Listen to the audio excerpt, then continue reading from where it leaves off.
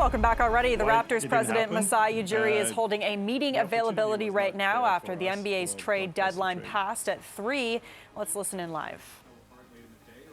Quiet day on the phone. It was quiet a little bit today, but the trade deadline, is like this. Sometimes there's a lot of stuff, and sometimes there's nothing. That's how it goes.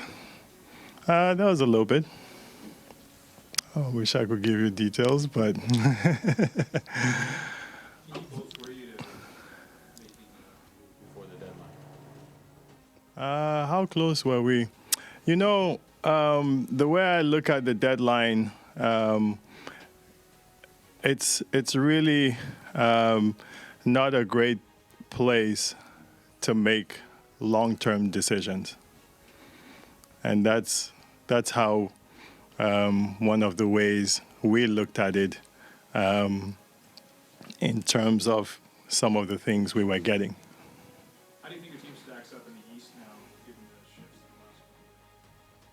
the last We'll try. I think we'll try. I think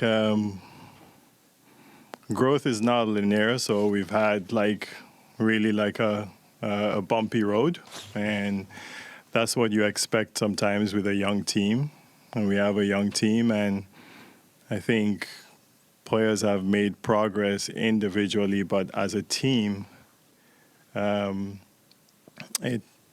been up and down, and we had a really rough stretch. But I believe in these guys. We believe in them, and we think growth sometimes takes a while. I think there's a level of impatience now with how we think about things and do things, and hopefully we can have a little bit of patience, but everything that we could have done today, maybe we can do in the summer. Masai, why is the summer and the draft a better time for long-term planning? Because I think at the end of the day, in the summer, there's 29 losers and 1 winner. So there's 29 teams looking to do more.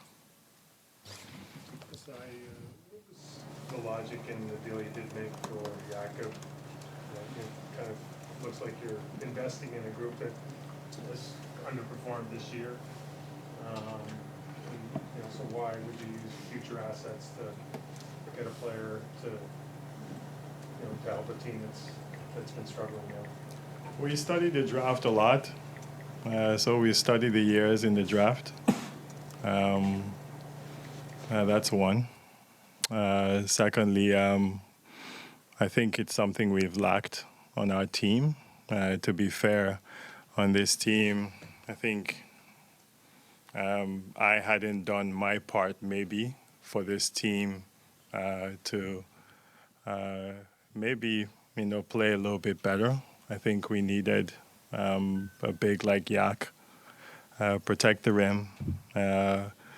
These guys have confidence in a really good passer, a big body, one of our own, which I think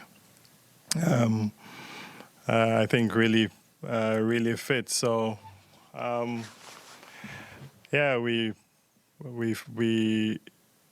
I think I look at it that we needed to at least give them some chance with a big rim protector there and see what this team does. How much did the familiarity, as you mentioned, the history with Jakob sort of factor into targeting him and bringing him back? We know him as a player. We know him as a person. I think there's a fit here.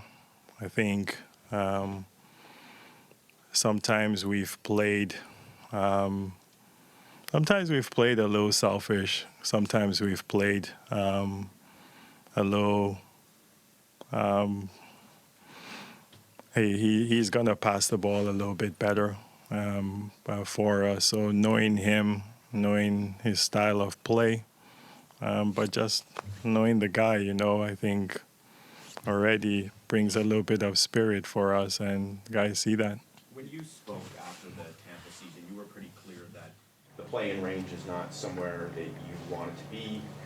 That's where you guys are in the standings right now. Not to say that there isn't enough time to get out of that spot, but if that's where you end up somewhere in that range, has your opinion on that changed, and if so, why? The plane at that time was the plane, and this time I'll make my comments on the plane if we are in the plane or at the end of the season. But for that time, that was the situation we were in, and I didn't see, I didn't see why we should, strive for that with that tough situation in Tampa at all. You said you still believe in this group. Is it just based on last year? Why in totality do you believe in this group?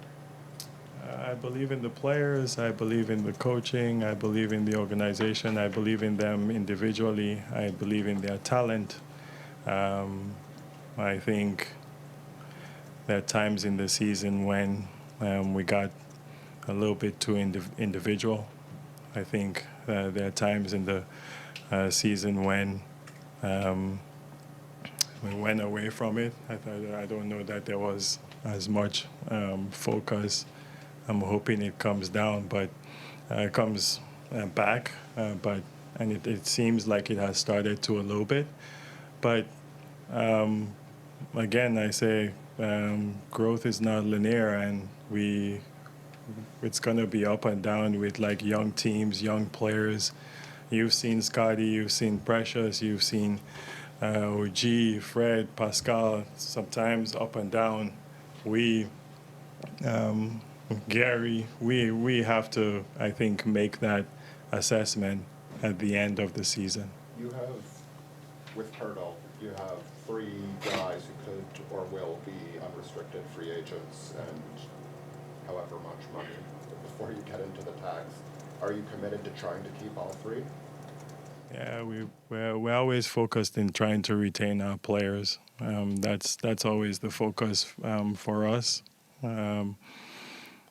And we'll be focused on that with these guys and see how we perform the rest of the season and make that assessment.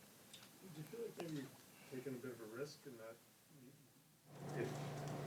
if they don't perform, and so you're in a position where you have to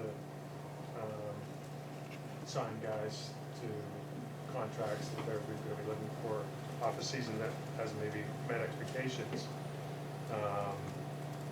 or losing them for nothing. Like, I mean, is that a bit of a risk you're taking? Yeah, everybody asks those questions with many guys that we've had before. You say we lose them for nothing, but what does that mean? I don't know what that means. We make an assessment of all these players, and when I look at what we could have had now,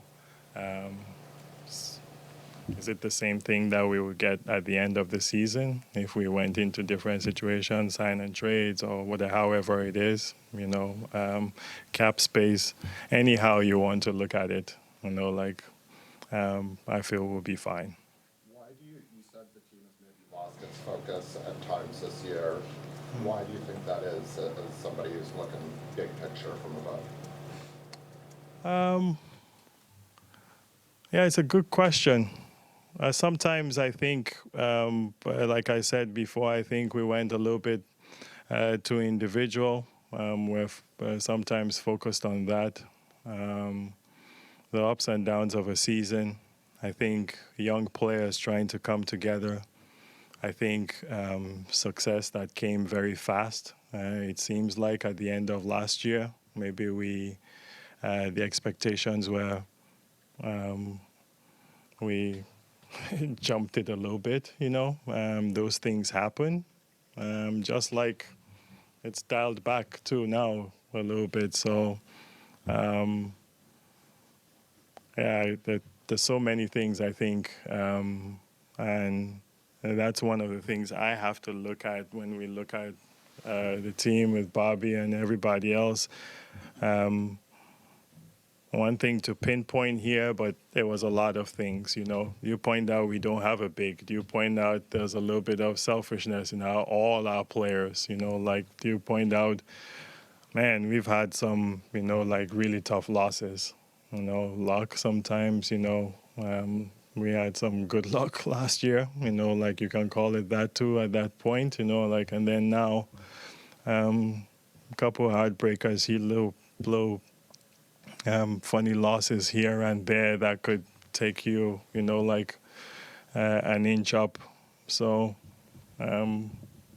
we hope, you know, like they can start to get together, you know, but it's a young group, and in sports, I understand what you guys do. I understand fans. The patience, I know it's not as much as before because it's now. But from my position, I have to look at like what we're doing on the overall. Years ago, you called it maybe a culture reset. That was heading into a new season. So now that we're at this point, what can you name it now in terms of this team's need, cultural? You know, honestly, Kayla, I'm going to name it at the end of the season. Yeah, and I still have some time to like assess this, but trust me, there'll be a name. You know, yeah, there will be. Because, yeah, these guys know. I've talked to all of them. I've talked to all of them individually. I've talked to coach. Yeah, like it's a no-nonsense approach now, like we have to go into now. Yeah, and see at what level we can get to. Because we see these guys individually. Yeah, there's a reason why everybody was calling us or everybody's writing about every single player individually. You know, like, then maybe I need to look at myself and say, okay, what the hell are you doing? You know, like, is this something I'm doing wrong? I know we have to look at fit sometimes, but I think generally, if I'm looking at fit with this team, I have to give it till the end of the season to look at that. Especially if there's nothing that comes at me that says, hey, you know, like, this is something compelling and you got to do this, you know, like to move this thing forward now and for the future of the Toronto Raptors. Talked about a more business-like approach. You've been listening live to Raptors President Masai Ujiri live at the OVO Athletic Center today after the NBA trade deadline wrapped up. President was short on details, but you could hear the disappointment really in Ujiri's voice as he was speaking to reporters there. He said the deadline is not a great place to make long-term decisions, and it sounds as though the team really is looking toward this summer now after making just one small pick by reacquiring a center throughout this draft.